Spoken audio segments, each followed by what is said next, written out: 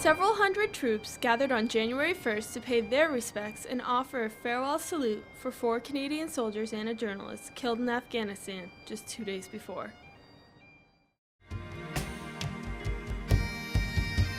Fortunately now, we're one of the towns. We're not just mourning somebody, it's our own. It's here now. I think it's like anything else where you would have someone here, there's an accident, there's a murder, a tragic thing happened here, and you go, oh, all of a sudden if it's in your family, the shock is huge. On December 30th, 2009, Yarmouth, Nova Scotia suddenly felt the impact of the war in Afghanistan. Sergeant Kirk Taylor, a Yarmouth native, was killed during a bomb blast along with 4 other Canadians. The town of 7,500 was instantly brought together by the tragedy, all trying to do their best not only to console one another, but to find ways to honor and remember one of their own. A group of roughly 200 junior high and high school students are among the local townspeople who plan on honoring Sergeant Taylor as best they can. Originally, I decided to get involved with the Memorial Club because my friend Jennifer Rosie, who had cystic fibrosis, was in the club. And I really looked up to her, and I thought it was a great eye-opener, and my grandfathers are both in the war, so it only seemed like what I should do was just natural. Joe Becerra, a school teacher and son of a veteran, started the club in 1985. He strongly believed in remembering and honoring those who fought and gave their lives for Canada. I really believe that everything we enjoy in this country stems from the rights and freedoms that were gained on battlefields, on land, sea, and in the air, and home front. And it's our duty to tell young people. But a lot of negative things that I noticed about it dying away, and the sadness of veterans. There was an incident where a young guy took his poppy and threw it, in the mud in front of veterans. The West Novi veterans, Dennis LeBlanc and Donald Hubbard and Joseph Bubby LeBlanc, they wept. And the response he received from starting the club, not only from the public but the students as well, was overwhelming. I can still think back of, the veterans especially, people, families, and what I'm so proud of is the first Memorial Club members, I never taught them. They had no idea. I just put an all call on the PA system, and things just started to grow. Carol Grantley has been a member of the Memorial Club Parent Support Group since 2004. Her son was a part of the Memorial Club in the early 1990s. It was then that Carol gained respect for the club. Being a daughter of a veteran, a sister who's a veteran, uncles, grandfathers, all veterans, it's nice to know that the children of today will remember them. And I think that was my biggest joy in the club, was knowing that they would not be forgotten. When you go to Veterans Place, and the smile on the veterans' faces when they see the red jackets, the white t-shirts, and the look of pride in the kids that are there, I guess that's what says it all right there. It's what they do for one another, not what the kids do for the vets and vice versa, but it's what they do for each other. That's, to me, is the most amazing thing. Veterans like the late Gerald Amira stood by the club through everything. Here's one of the veterans who loved the Memorial Club. He did so much for us. He made special wreaths for us every year. We still have them. They were decorated with names of, that's veteran Gerald Amira, who was with the Calgary Highlanders, wounded, and spent many months recovering from his wounds when he was in his Jeep and it was blown and his friends were killed and he survived. In 2006, the students of the Memorial Club decided it was time to do something special for the fathers of those killed in battle. They came up with the idea of creating a silver cross for these fathers to be given out annually.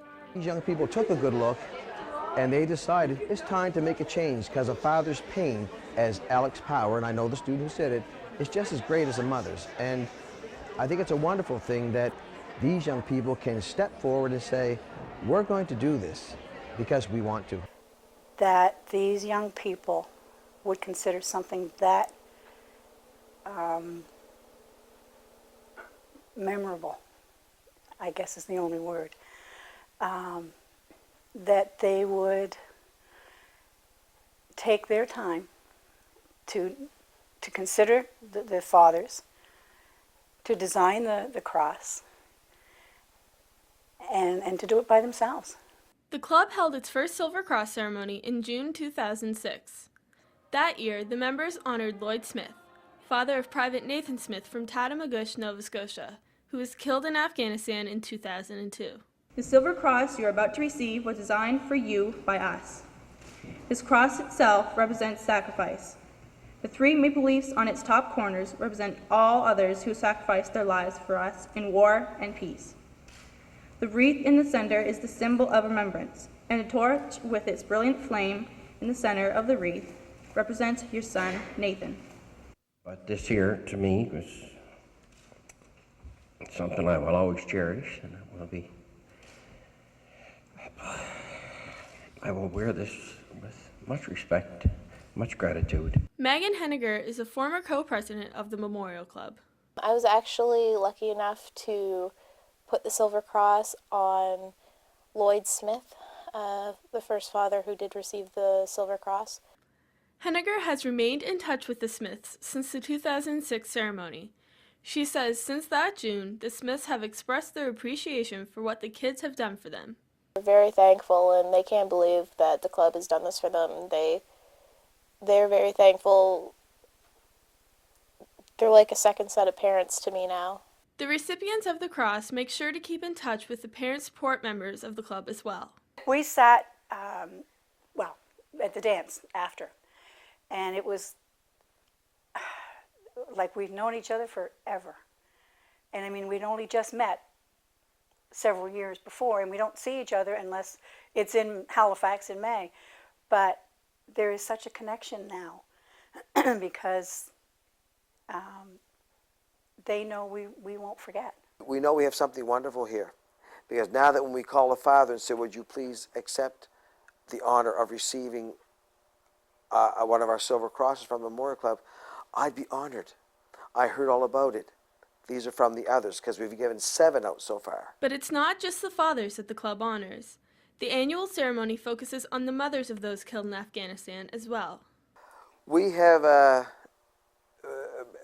it as part of our policy. It was passed by the executive of both Yarmouth High and Maple Grove Memorial Club. Make sure that the mothers are recognized. And we have these wonderful statues that we had gotten for their Canadian designed of Jesus Christ hugging a soldier, welcoming him to heaven.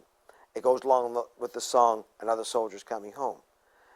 And we always try to make sure that they're Christian, but we've had no one buck this, but every mother will get that. We also give them the stained glass Canada hearts, treats, flowers, whatever. And although she may be a Dalhousie nursing student, Henagar plans to remain part of the club by serving on the parent support group. She says since she has gotten older, she's been able to see the club in a new way.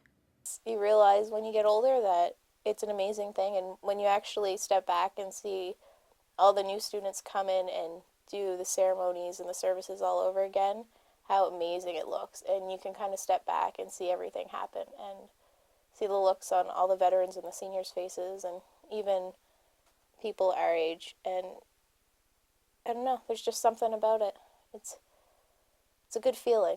We hope to invite Kirk Taylor's mother, it may be too soon, you never know, to our Silver Cross ceremony and give her a Silver Cross, but post-mortem, they say after death, to Kirk's father. Your dad's not here, but on behalf of Kirk's father, who died very young, would you accept it? But we'll check with her first. We'll have to check and see if that would be appropriate. And she would go, for sure, she's going to get some very special things. For 25 years, the club has touched the hearts of veterans and seniors across the country. And although Canada is losing more of its World War veterans every year, members of the Memorial Club have a new generation of veterans to honor. For Stu Journalism, I'm Corinne Frost.